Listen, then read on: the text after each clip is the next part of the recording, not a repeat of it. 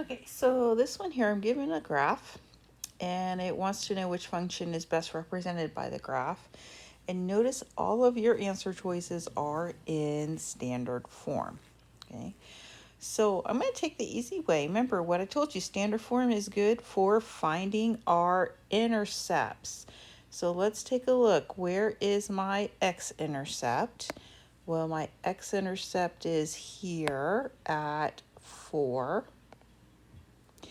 And my y-intercept is here at 6. So I need to find the equation that has an x-intercept, or a 0, at 4 and a y-intercept at 6. So remember what I said is with standard form, we can use the cover-up method. So to find my x-intercept at 4, I'm going to cover up my y. So I'll make this go away, right?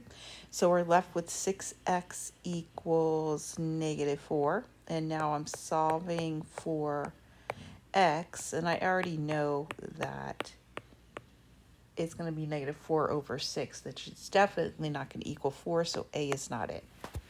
Okay. So looking at B, same thing. My x-intercept needs to be 4 because that's what I'm looking at here. So I'm going to cover up my y. I'm left with 12x equals 6, and now I'm solving for x.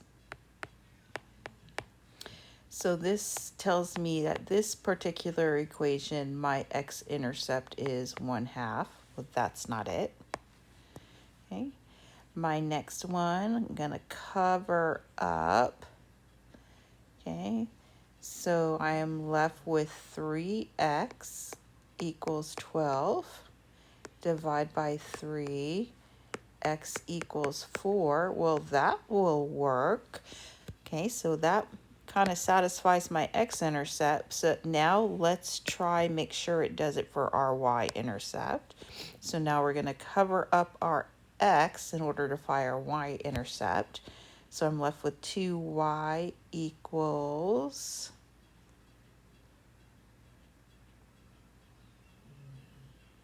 so there's 2.